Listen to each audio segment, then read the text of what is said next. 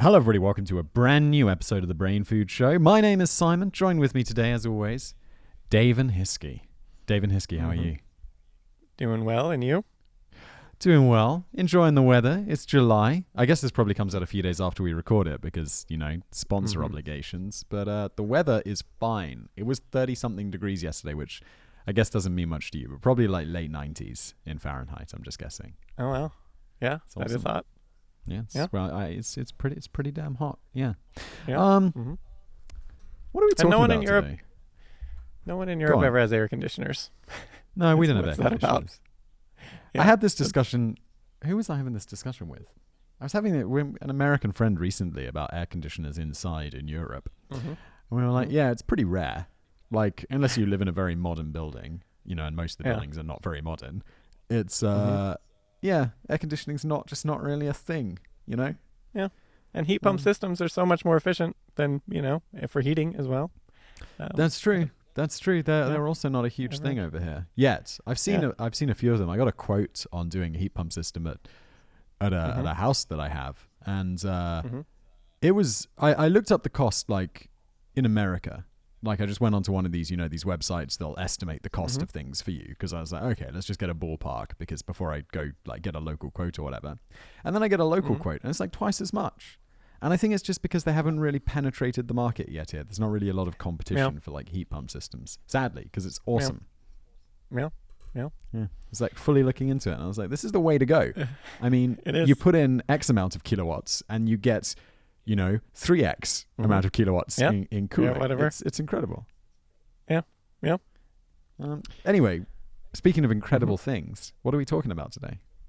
We are going to talk about a lot of stuff about diamonds and the invention of the synthetic diamond, which is a really interesting story. And just kind of, some interesting stuff about diamonds, basically the whole episode today.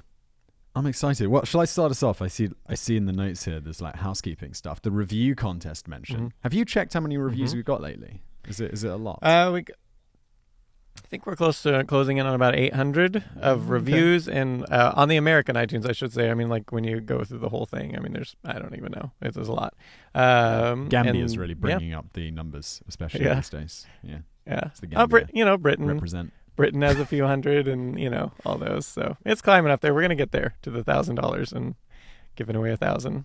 Then that's right. When we get 1,000 reviews on the US iTunes, we are going to, or Apple Podcasts, I should say, we're going to give away $1,000 Amazon gift card. So that's obviously exciting.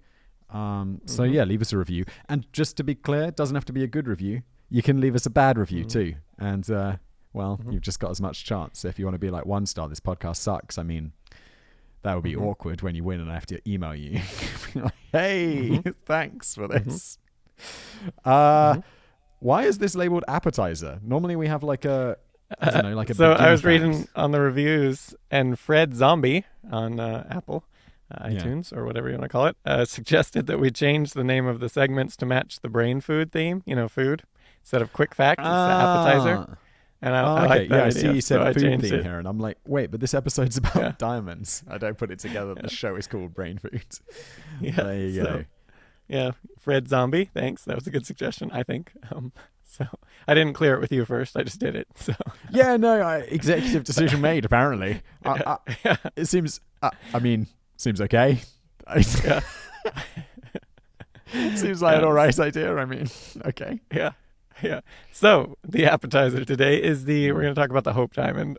So a little interesting point about it. So for people who don't know, it's a 45.52 carat diamond, and it's about 1.1 billion years old or so, give or take. And it's estimated today to be worth a couple $100 million or so. But of course, who knows really, because they would have to actually auction it off to see. But is this the one that's in the crown of Queen Elizabeth? I don't think so. No, it can't be. Because this one, it's just a giant diamond. You see, like if you see it, it seems when I've seen it, it's got like a nice little, I don't know, people can Google the image of it. But it's currently at I believe the National Museum of Natural History still has it. But in either event, it was owned by various people for about 4 centuries, past hands. I'm sorry, and stuff, I just Googled it. It's another very famous diamond that's in the crown, the Kohinoor diamond, which is... okay, how big's that one? Give me a sec. I just saw it. Oh, it's this... Wait, hang on. the 105 carat Koh-i-Noor diamond. Whoa. But then, Whoa. hang on. But this one's 45.5 carat, and I thought this was the biggest one. No, that's crazy. That's ginormous. So anyways, the Hope Diamond here has been passing hands for about 4 centuries to different private owners and whatnot, until 1958, when Harry Winston, who owned it, he decided to give it to the National Museum of Natural History for part of their gem collection. But the issue, of course, is you have gift. This. Yeah, it is. I got to start a national museum. I mean, it probably should, it was a good tax write-off, I suppose, of some sort. So the issue, of course, is how do you get this insanely valuable thing to the museum? And you might think, well, maybe they'll use like some sort of security, transport firm or something like super high security, like armed guards, the whole thing. But instead, Winston simply put it in a box and mailed it, just a standard mail, through the U.S. Postal Service. I think he got insurance on it. No, yeah. No, I'm sure. Yeah, because, that would get some red flags. But, yeah. And anyone who's used, I don't know, maybe it was different back then in the 1950s, but I used to own like a t-shirt screen printing shop in college. And I can tell you, they would lose like 1 in every 10 packages that I would mail. Would just I get this all the time. I go nuts at our sponsors when they're like, yeah, we shipped out like 3 things. And I'm like, if you didn't use FedEx, I'm going to lose my shit. And they're like, no, we sent it USPS. And I'm like, great. Well, it's going to be stuck in some place called Jamaica Bay for about a month. Yeah. And then it's going to slowly make its way across the ocean where it'll probably get lost. And then it'll get stuck in customs here for about a month. And we'll be doing a spot around December. And it's like, oh my God. But then again, dude, someone sent something via UPS. Like, I won't say which sponsor it was, but I got I found out, the cost of shipping. They overnighted it from the States. The bill, the shipping bill was over $400. Whoa. And the product's worth about $30. That's what I mailed that one to you because it wasn't clear whether the one from the sponsor was going to get there at all. And so I mailed the one they sent me to you. And I used like the slow shipping. And this item was about a $5 probably. And I spent like $200 to send it to you. And the people were like, what? Why are you sending this? And I was like, it's for a sponsor. It needs to get there. They were like, well, and then they wanted me to open it. And I was like, well, it kind of needs to be like an unboxing. So I don't, because they wanted to know like exactly what was in there. And I was like, I'm not 100% sure. But then I had to open it, but I did it carefully and then like resealed it. Yeah. Was this just, I don't want to give away the sponsor because we probably shouldn't, talk about the specifics. Is this something that I would eat? Yes. This is absurd. Yeah. Okay. I got your one like 2 days later. I got the one from the actual sponsor like last week. It's like a month late. Well, it's good because they actually re-upped, so there's another spot. Oh, they did? Excellent. Well, I don't actually have it because it got stuck at customs. Because, FedEx or UPS will clear stuff through customs for you, and then they'll bill the sender. And this... Also, I'm struggling with the this is too into the weeds. Let me just stick to what we were talking about. The one that they sent via USPS, the regular post service. Yeah. It just gets stuck in customs and they send you first of all, when something gets stuck at customs, I get a signed for letter, right? And because my postman is a lazy bum, it's like, oh yeah, okay, you weren't home when you were supposed to sign for this letter. It's like, dude, I am home. Like, it's my office. Where do you think I am? Like, it's Wednesday at 3 that you're trying to get me to sign. And it's like, yeah, so you have to go collect it from the post office. So I go, and you don't know what it is, right? So I'm like, okay, I go to the post office. And there's the letter there. And you stand in line. And then you pick up the letter. And then you have to show them your ID and sign for this thing. And then you open it up. And inside, it's just like 15 pages of documents from customs asking you to fill out all of this stuff. And it's all in Czech because I live in Prague. And I'm like, all right, well, I mean, I speak a bit of Czech, but I'm like, oh, most of this is very confusing to me because it's a lot of legal terms. And so I just, and they're like, yeah, you have to fill out all these forms. And I just don't. And then they send me another letter. And then I don't fill that out either. And then they return it to sender. Yeah. So I just gave up. I just don't get stuff from them anymore. And the sponsors just have to deal with it, I'm afraid. Yeah. Anyways, I'm sorry. Rant over. Yes, carry on. Yes. We've probably had this rant on the podcast before, but every few months it comes up, and I'm like, oh god, why? U.S. Postal Service. That's what he sent it to, and so he told the evenings. Sorry, I know we're just getting back to that. What does going postal mean? In my mind, that's where someone shoots up a post office, right? Because they're really angry. Yeah. Is that someone because they've had a bad experience with the mail, or was this something else? I have a feeling it was just some postal worker. I think it was started with the postal worker. There was like a couple, maybe it was even just one incident that got, I don't know. I feel like it was because I believe it could be 1990s. disgruntled people who've received packages or not received packages. Like that makes me literally want to go postal. Not really. That's a joke. I'm not going to go on some sort of terrorist spree.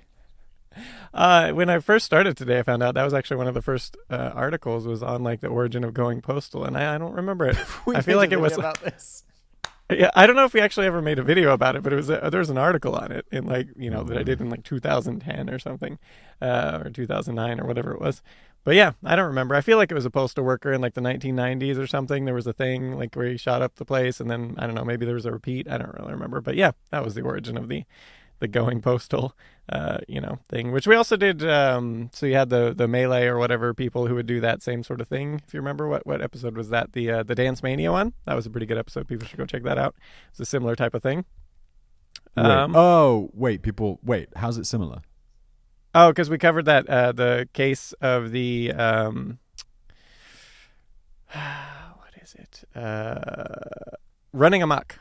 That's what it was. They run amok, and that is basically it was the equivalent of going postal. And but they actually didn't. You don't. If you can survive the event, you don't actually really get in trouble because they just believed it was like a demon possessed you, and so people would. But most people didn't survive the thing because they would end up, someone would kill them while they were trying to kill everyone. So in any event, going back to the Hope Diamond, that's a lame excuse. Like, what happened? I was a demon. It's definitely a demon. Yeah. I was possessed. Definitely. Okay. Yep. Cool.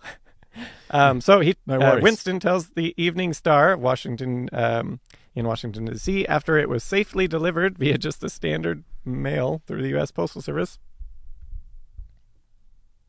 Oh, wait, is this a quote? I'm sorry, yeah. It's the safest way to mail gems. I was still thinking about this things getting stuck in Jamaica Bay. I was trying to come up with a clever joke. Shouldn't try so hard. It's the safest way to mail gems. I've sent gems all over the world that way, and they're all in Jamaica Bay. Yeah, they do. I know. It always sticks in Jamaica. I always see Drew's always like, "Have you got the package?" And I track it, and it's like, Jamaica, why is everything there? Yep.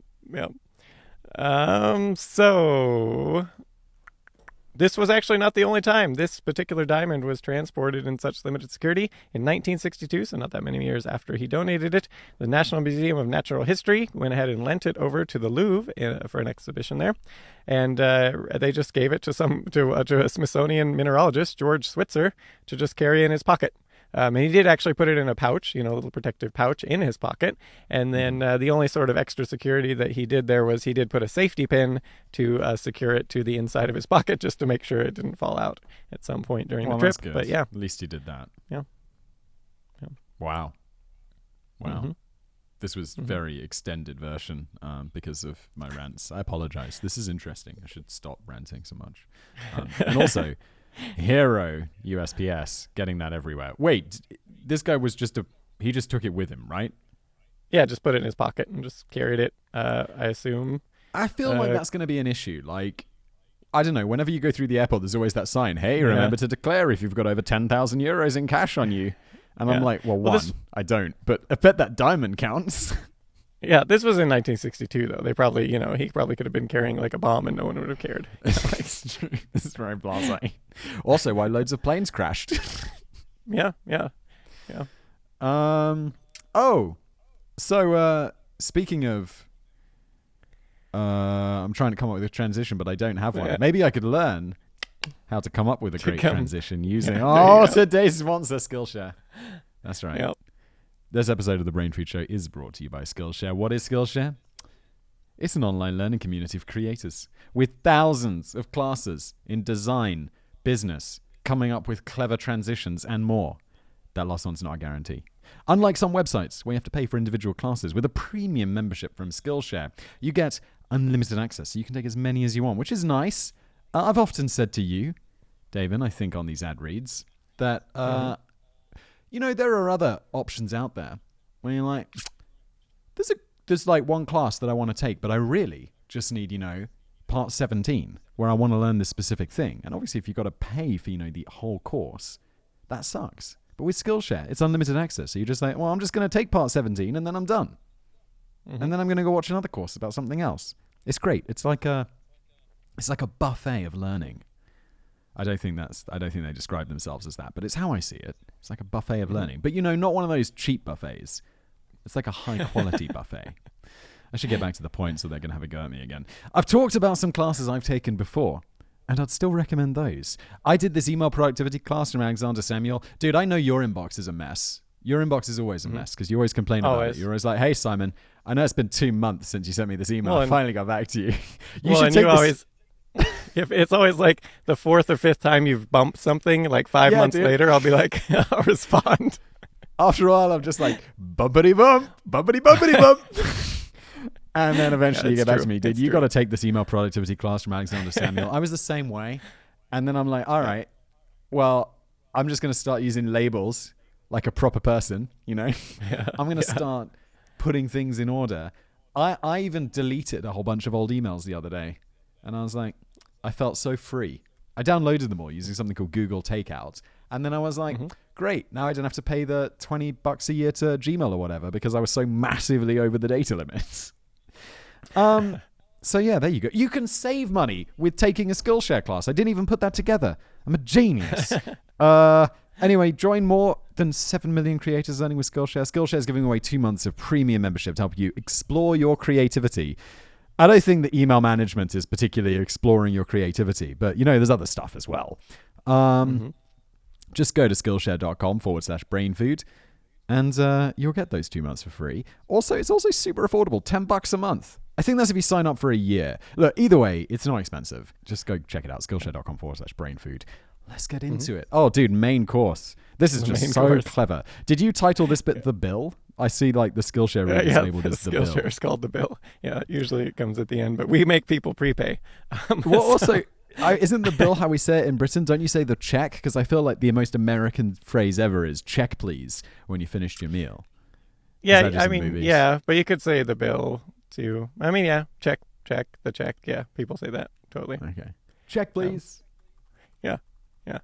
Main course today. So we're going to start by talking a little bit about when humans first started, discovering diamonds and when they actually became like a valuable thing, which actually took a long time. So diamonds first discovered by humans seems to be around 700 or 800 BC in India by the Dravidian people.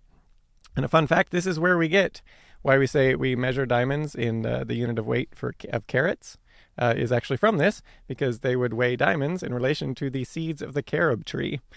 So that's where we get that from. But pretty much, if you look through the most of history, the vast majority of time, references to diamonds where they weren't the sparkly things. They weren't cut and polish them and all that like we do today. They tended to be quite dull and not, like all dazzling and everything. Because that process actually it's kind of pretty labor intensive at cutting and polishing, which is actually where the real... a lot of the real value of diamonds comes from, rather than just sort of, valuing them because it's a diamond. So it wouldn't be. So we even have like, when you look, fast forwarding all the way to the 19th century, and they did find like some diamond deposits in like Brazil and stuff like that and then including that. So the worldwide supply of these gem diamonds, these really high quality things, is only a few pounds per year at this point, all the way in the 19th century. And that changed in 1869. So what happened there? So prior to 1869, South Africa's main exports were just like wool and sugar and things like that. Nothing sort of semi-exclusive to the region. But then a few years earlier, in 1866, a young Boer, would you pronounce that like Boer? I think it's Burr, but I'm not sure. Burr? Wasn't your like dad from South Africa? Yeah. My dad's from Zimbabwe. Oh, all right. But he's not Burr. Yeah. Okay. So that's just apparently a term for a Dutch or German descent South African farmer back then, I guess. All right. So anyways, so he found Boer. Boer. Oh, if you're American, it's Boer. If you're British, it's Boer. There you go. Interesting. Fascinating. Yeah. I'm sure someone will be like, "Someone, you're saying it Boer, it's Boer," and I'll be like, "Oh, for God's sake!" I'm just going to continue probably pronouncing it incorrectly. Boer. So he found no one cares. 22 karat diamond just sitting there in a stream bed near the Vaal River in modern day South Africa. Just sitting there. That's kind of a nice find. So 3 years later, an 83 karat diamond was found by a shepherd in the Orange River in South Africa. Yeah. And that one's nicknamed the Star of South Africa. And this one was the one that touched off the rush of, this is when like all the European powers were like, let's just go ahead and take over Africa, shall we? And so the British, of course, leading the way in there in South Africa. So, so pretty quickly there's 4 major mines dry dug. And so the largest, of course, is the Kimberley Mine, which is one of the most famous in the world. And it's called nicknamed the Big Hole. And so this one... Creative. Yeah, so diamonds were just like coming out of there like crazy, like tons of them a year. And so you can see, this actually kicked off the one of the early conflicts. December of 1880 to March of 1881 was the first Anglo-Boer War that the British, of course, ended up winning. And so it was just tons of conflicts like this, just a land grab, because the value of land for all these diamonds. The problem was, of course, so you got all these battles going on, and you got all this like people conflict, and you got a ton of diamonds, like the these things that were kind of valuable because there wasn't there was a pretty limited supply at the time. But now there's not really limited supply. There's just like amazing amounts of diamonds coming out of these mines, and like big ones and everything. So this made people quite nervous, and so the value of the diamond and the land and everything started dropping like crazy. So diamonds became like more like a semi-precious stone, like nothing crazy valuable. Enter British native Cecil Rhodes. So he gets his start renting water pumps to miners and stuff in 1869, all the way back then, at the beginning of this diamond rush. And then as he was going, he just kind of accumulated some money and started getting some, and just started buying up little small mining operations and that were selling basically for nothing because of the oversaturation of diamonds and whatnot. So he was just getting him a steal of a deal. And so he continued doing this practice, and the most famous mine, of course, that he bought was the old De Beer mine, which was owned at the time by Johannes Nicholas De Beer and Diedrich Arnaldus. So let's fast forward to 1888. Diamond prices are falling like crazy still. There's very few miners left. There is Rhodes and his De Beer's mine as the main one. And so all the remaining mine owners basically said, all right, our industry is going to collapse, so why don't we all just join together? We'll consolidate to form one giant company. And this, of course, brought about the De Beers Consolidated Mines Limited. I know this story. It's so sketchy. It is because they followed this up by basically creating a lot of subsidiaries and making it seem like to the world at large that there were many diamond companies and not just like one overseeing it all.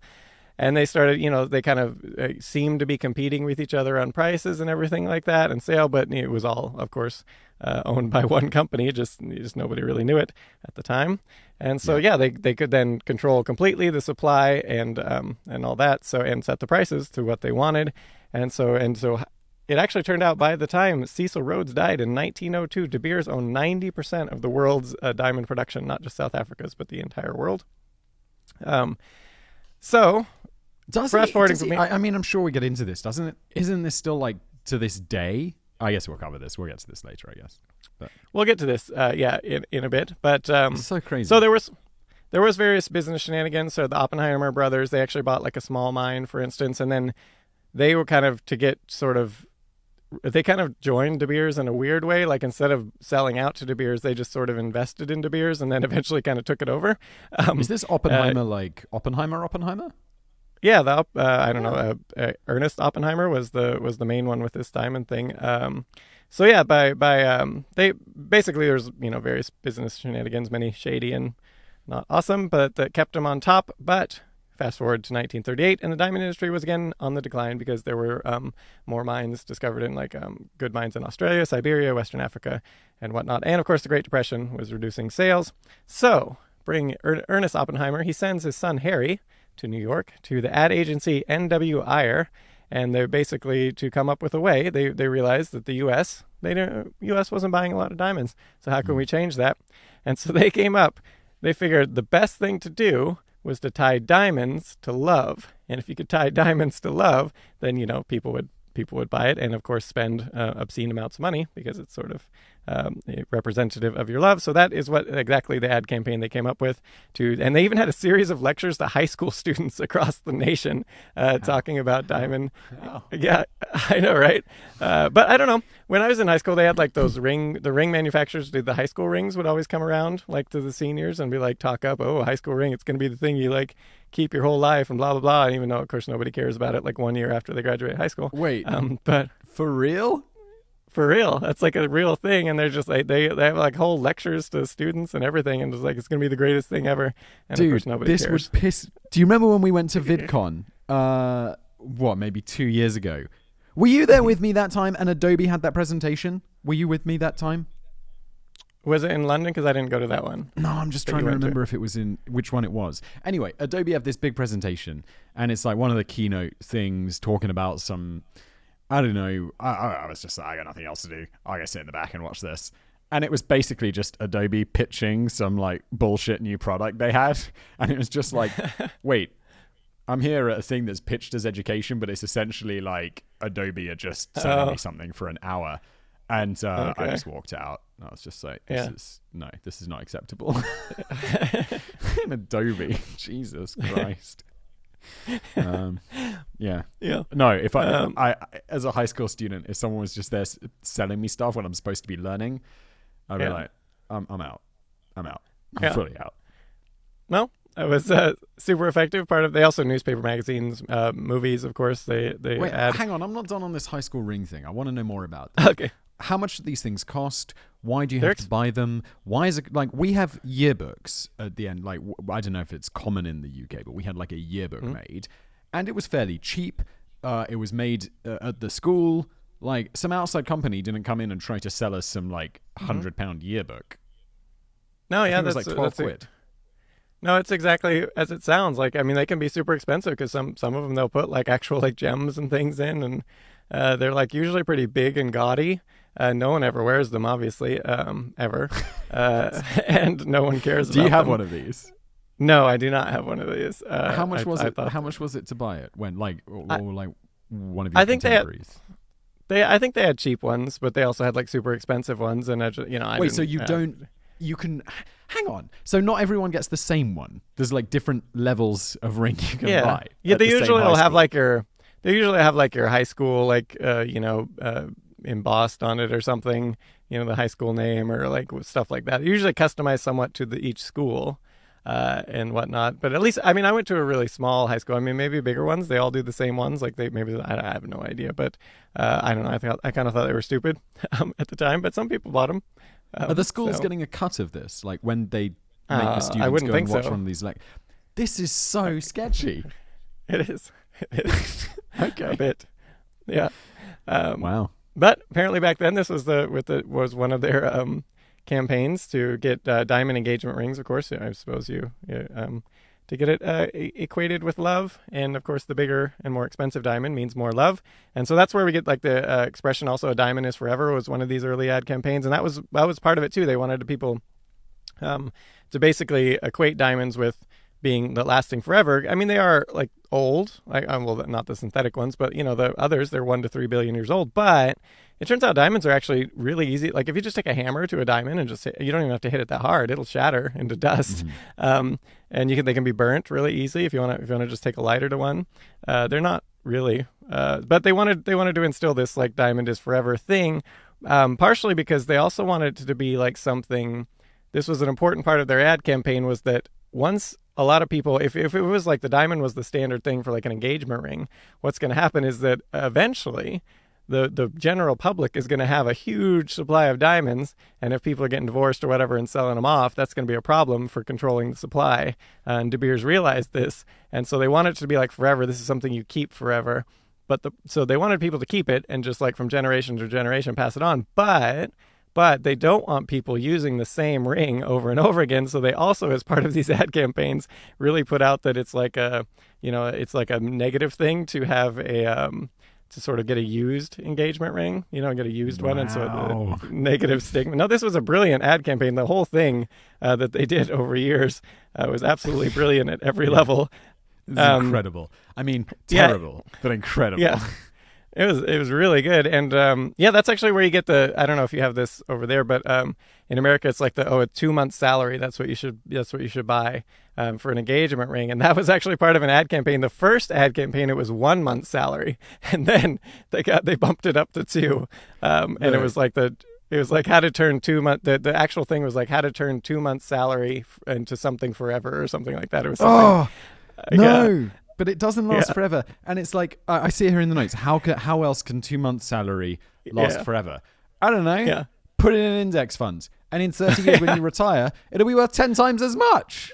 Yeah. Like, that's how. Yeah.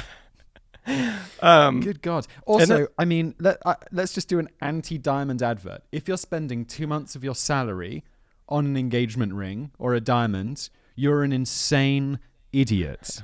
Like, you're an idiot.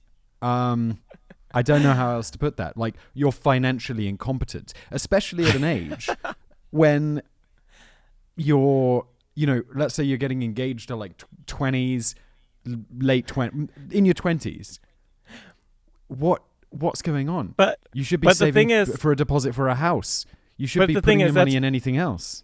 That's all very rational, but even knowing all that, because there is the social stigma of not getting the diamond engagement ring. So even if you know all this, even if both people are like, yeah, that's stupid, there's still a little bit of the pressure to do it anyway, just to sort of keep up with societal expectations. I've been in a situation. I am married. Yeah. If my wife was like, oh, this is not 2 months of your salary, I'd be like, yeah, you can fuck right off. Like, that is insane. That is insane. But did you still get a diamond engagement ring? Yes, I did, but a synthetic diamond. Yeah. Okay. I'm not buying into this shit. And it's like, if my wife thinks I love her less, well, too bad. I mean, that's insanity. Absolute insanity. So yes, this worked, and within just a few years, diamond sales were up 55%, and then just like a few years, and firmly tied to love and marriage. Get pissed off at me for saying that you're financially incompetent if you're spending 2 months of your salary on a ring? Do you think that's something that's going to draw heat? Like, I just feel like it's insane to think otherwise. I really do. Well, I think even the people who do it would probably agree with you, but they would also say there's still reasons to do it, potentially. I mean, obviously it depends on your partner and everything like that, but some people aren't going to care in the slightest. But if they do care, even if you think it's ridiculous, it is kind of a important time not to, I don't know, make them feel ridiculous for their likes, I guess. Oh my. Yes. I mean, so like, if your wife to be complains about the ring you buy her, check yourself. Yeah. Before you wreck yourself. So yeah, as stated there, it was this. So they didn't want people to buy used diamonds and all this. The whole ad campaign, and so on this sort of supply and demand, everything. Harry Oppenheimer commented on this in 1971. Dude, there is absolutely no chance I'm anywhere in the notes where that link is. I've been okay.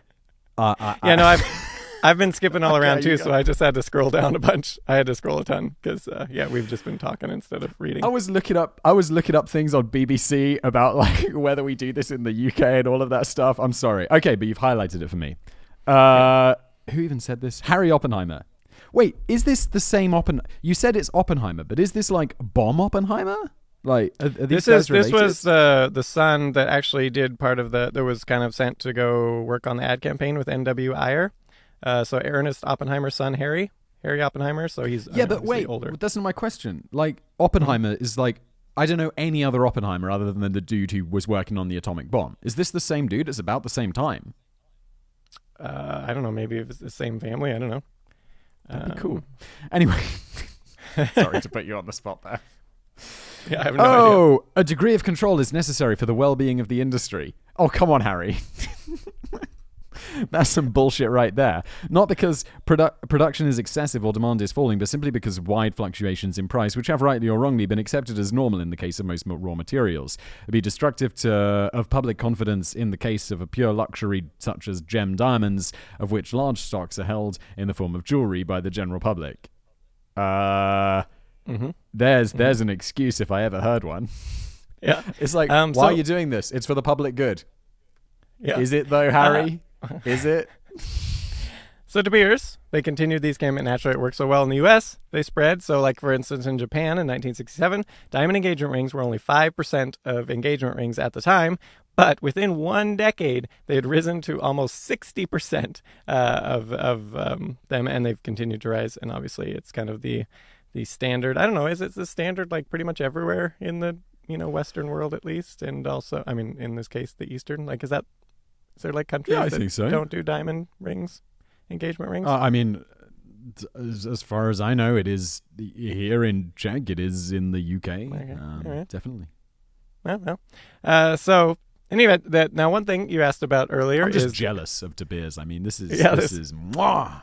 Yeah, brilliant on their part. But they actually a series of lawsuits very recently, and a lot of diamond supply nations sort of rebelling against De Beers. They no longer, contrary to popular belief, have the stranglehold that they used to have. But at this point, it doesn't really matter because they did such a good job that now it's just like it's still diamonds are super valuable for that reason. Although if you ever try to sell one, you'll find very quickly that they're not actually valuable at all. Like, go ahead and try to sell one and see how much you get for it, unless you're like an official, diamond dealer or whatever. Oh yeah. Because they made the used ones like worth less. Yeah, they don't usually sell for much.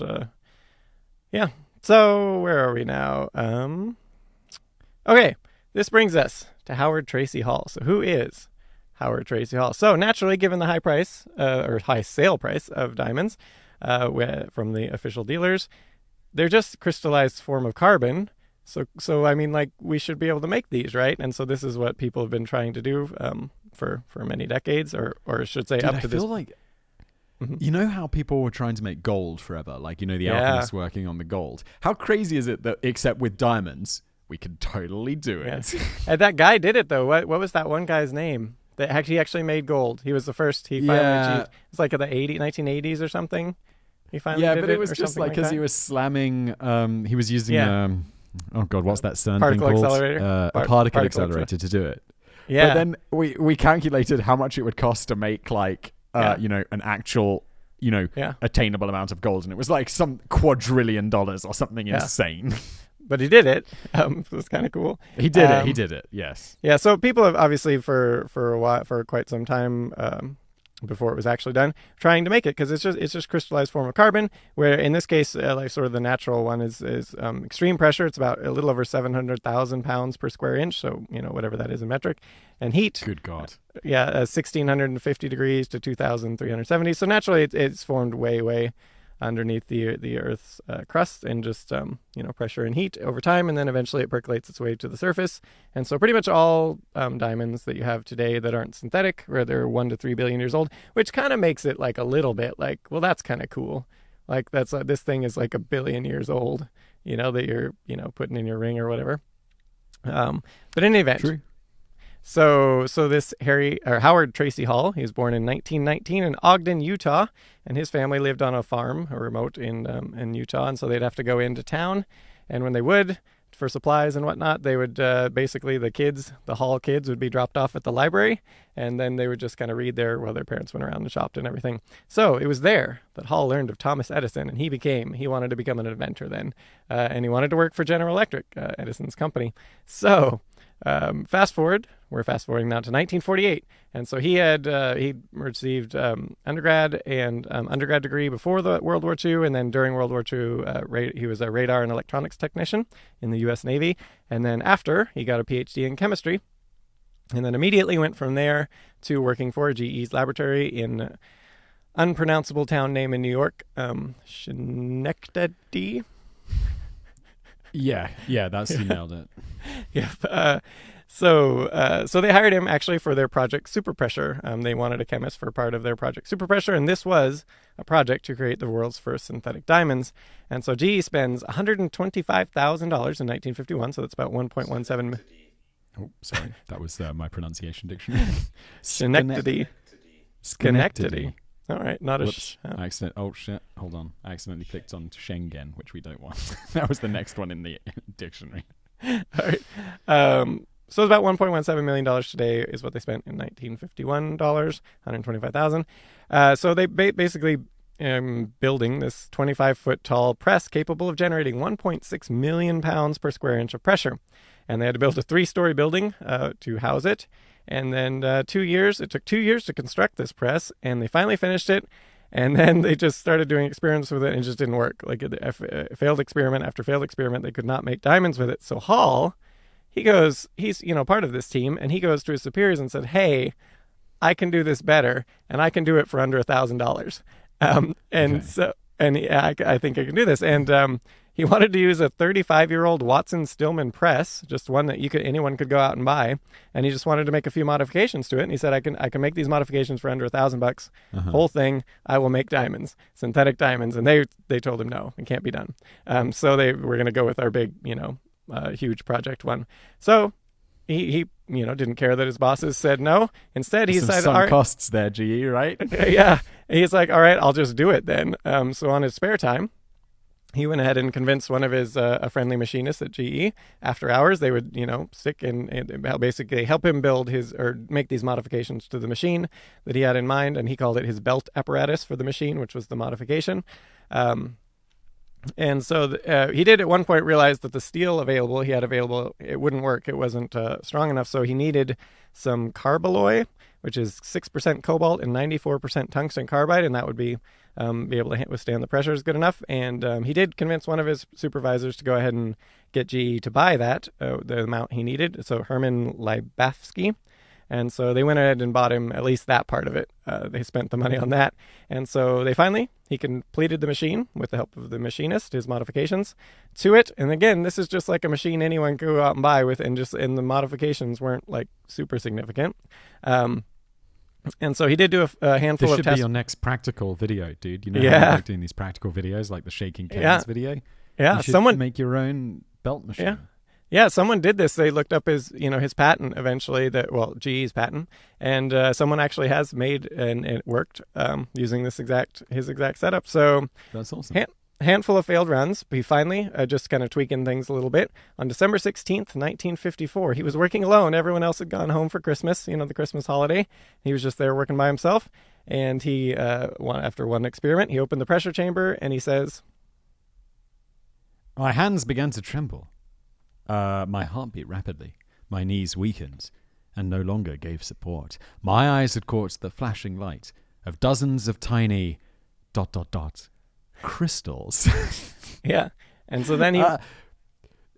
I swear this dude has missed a trick. Like, I don't know what's going on, but if I was in his position and it was like, oh shit, okay, well, first thing I need to do is kill the machinist. And then I need to take this machine, put it in a garage somewhere, and not mention it for a couple of years. Then go somewhere, change my name, and start absolutely cranking out diamonds.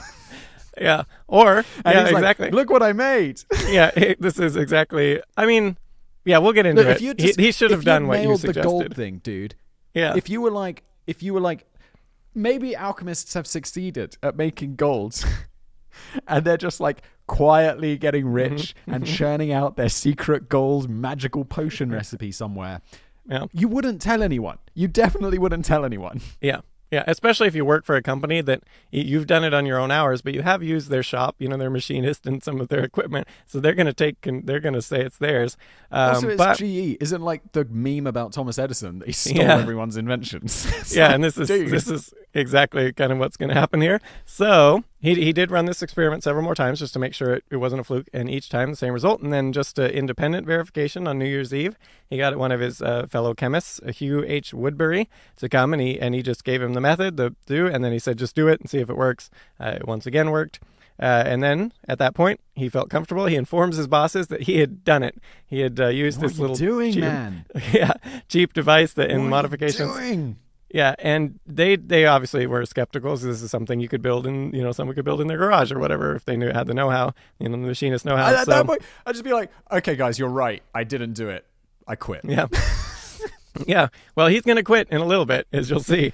So oh my God. They did. They were extremely skeptical. So he went ahead and said, all right, I'm going to just leave the building and you guys can run the experiment. Here's the steps and do it. And they did it and it worked and it was and once they determined it was indeed repeatable, they went ahead and GE announced on February 14th, 1955, the company had created the world's first synthetic diamonds, but they didn't want to say it was Hall and his little cheapo machine that did it for obvious reasons. They didn't want people to realize that it's actually, if people could get a hold of his patent, they could just do it themselves. They didn't need this massive 3-story thing. And so they said it was part of their Project Super Pressure thing. And they said it was made from that huge machine that didn't work. And they gave the whole team the credit, and he was just one of the guys, not even emphasized. Hall was as a maid, so they didn't even really give him credit publicly or anything. And then privately, they knew, and internally in the company, everyone knew what had actually happened.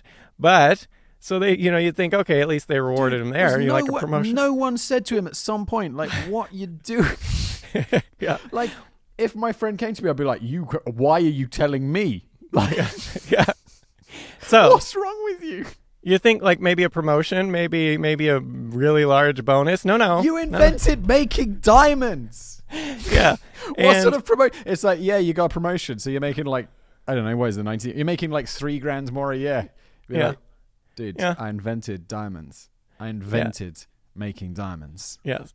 So they gave him a $25 bonus. About $200 today. And as you might expect. Oh, it wasn't even a few grand. It was just a one-off bonus. One-off bonus. This was the the last slap in the face so he didn't get any credit for it, which, had he gotten credit, like this is Nobel Prize worthy right here, if it would have been him and not just like a team thing and everything, and if the sort of the details were widely known. And so he was just like, you know what, I'm out. So he was part of the team that developed the diamond, the synthetic diamond. And so, he had plenty of job offers and everything like that, even though even people didn't really know the full story that he had actually done it. But he did he became a professor at Brigham Young University and to work in chemistry and the director of research. And also he wanted to continue working on his synthetic diamond thing.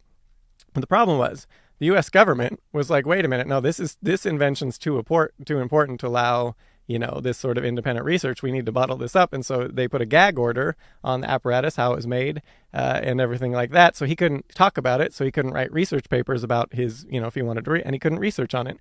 So if he did, he could go to prison and, huge monetary fines. So instead, within 1 year, just 1 year, he invented a completely different machine of his own making called the tetrahedral press, which then didn't technically violate the gag order on the original thing. And then he went ahead and said, okay, I made this whole thing and it totally worked. And it also didn't violate GE's patent. So now he had it.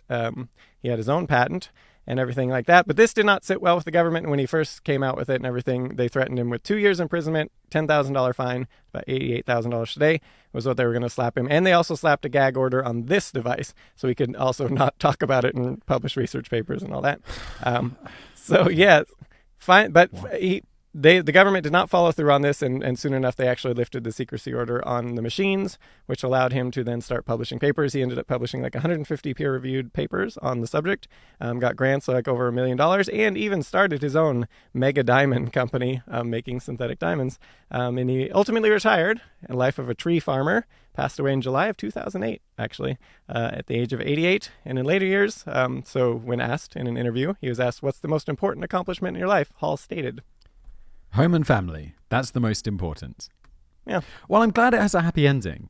But I mean, I feel like there was I guess he doesn't care. Like he just doesn't, it's cool. Yeah. He's cool. He's cool with it. He had a good career and now everybody knows. Everybody knows now like that he's the one who did it. So, yeah. Yeah. Dude, I don't know though.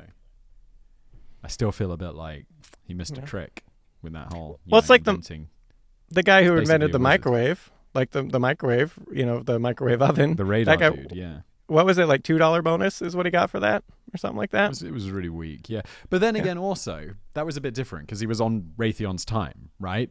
And he was working on a Raytheon project and he stumbled across something really cool. And then it's like, okay. It was like, well, if I'm Raytheon, if I'm paying my scientists to like putter around in the lab and figure shit out, and then they're like, I invented something, and it's like, all right, well, you work for me, so that's mine. Yeah. Whereas this guy, they'd been like, no, you can't do it. No, you haven't done it. We're not interested. Yeah. It's like, dude. That's like, oh yeah. That's like the Post-it note was similar to that, where it was like a continual thing that 3M, I think it was, continued to just like, no, we don't want to do that. Like, this is stupid. And it took like 5 years or something of the guy pushing it before finally they started using it internally. And then it sort of... And now, like, what else do you know 3M for? Other than Post-it notes? Tape, maybe? Well, and even when they launched it originally, I think it was like in Idaho or something, it didn't sell. And like they finally... They were like, why isn't this selling? No, why is no one buying this? This is like super useful. We use it internally constantly. And they finally realized people didn't know what to do with it. And so then they started just giving away free samples throughout the area and then selling it there. And then it just took off. And now it's one of the top, office products out there. It's like the Slinky. The dude this was a tear found out, right? Yeah. Where the dude who invented the Slinky was like, he tried putting it in a toy store and no one bought it. And then he demonstrated it in the toy store and they're just selling out all the time. Yeah, pretty much. So that is today's episode. Other than we got a couple reviews to read. Let me hit these up. Oh, dude, 2 5 stars. Okay, hang on. Let me. These were the 2 most recent. I didn't. I have to say, I mean, I don't want to brag, but there's a lot of 5-star reviews for this. They're pretty show, much all which, 5 stars. Yeah, totally. They are. Which sometimes I wonder about because I feel like a good portion of this episode was just me ranting about the postal service. Yeah, well, especially when it's at the beginning, if people like get to the point. Yeah. T-Bone 1004 says, just like Mary Poppins, this show is practically perfect in every way. I get the feeling there's a but coming, David. Great interaction from the hosts, professionally recorded and produced. Top-notch content, as to be expected by David. Naturally. What? As to be expected by David. And Simon, come on. Like, what the hell? You saying my content's not top notch? Just release cadence. Even if it means changing the length of the shows to be more predictable, which is something we're probably going to be doing, which we can talk about, I guess, at some point. Probably going to be doing shorter shows, a little bit more regular schedule. Yeah, that's the plan. All right. And I got authors now that's working out. That's the kinks. Everyone, I don't know if people listen. I've been working on this for months. Finally all came together this month, which was actually really good because I had to take a lot of time off this month. So that worked out. I'm excited, man. Yeah. I'm excited too because I seriously freed up 80% of my work. So now I can I got things on the docket coming up. So got dreams. This boy's got dreams. Yeah, we got things we're working on, including ramping up the podcast. So, yeah. This podcast will make you smarter by TJ Shadwell. I like these guys. They're like a couple of poor but smart roommates, passing the time, showing how much they know. And you know what? It makes me smarter. The miscellaneous topics give me a broad range of material to not only look smarter in front of my friends, but material for Trivial Pursuit as well. Entertaining and informative. Exactly what makes podcasts perfect. Why are we poor? Why am I like a poor roommate? I guess I was complaining about diamonds for like a portion of this episode. But that's insane. We often complain about how we lose money on this podcast, which is, we're going to try to fix that. No, that's part of the plan. We're going to fix it. Yeah. Hopefully. Maybe. We can take some money off this show. Okay, now I'm seeing where he's coming from. And why does he think we're smart? Well, why does he think I'm smart? more to the point. That's all for the reviews today. Thank you guys. Appreciate it. Shall I wrap things up right here? Mm-hmm. Sounds good. You've been listening to The Brain Food Show. I've been Simon. That's been David. Leave us a review. As we said at the beginning, when we get to 1,000 reviews on Amazon, this podcast definitely doesn't go out on Amazon. No. On well, iTunes. Actually, it is on Alexa, isn't it? It is? I feel like Drew or somebody told me they asked to play the Brain Food Show on Alexa, and it just did it. I could be wrong. Oh, wow, that's cool. I remember I tried once putting our YouTube show onto Amazon, and it was the most painful thing that I think I've ever done in my life. Yeah. And yeah, no, I gave up on that fairly quickly. And then I was like, can I find someone to do this for me? And I couldn't even find someone to do it for me. And I was like, okay, I'm out. Sorry, Amazon. This has been the Brain Food Show. Thank you for watching. Leave us a review on Apple Podcasts or wherever you get your podcasts. We'll be back soon-ish, maybe, hopefully. Thank you for listening.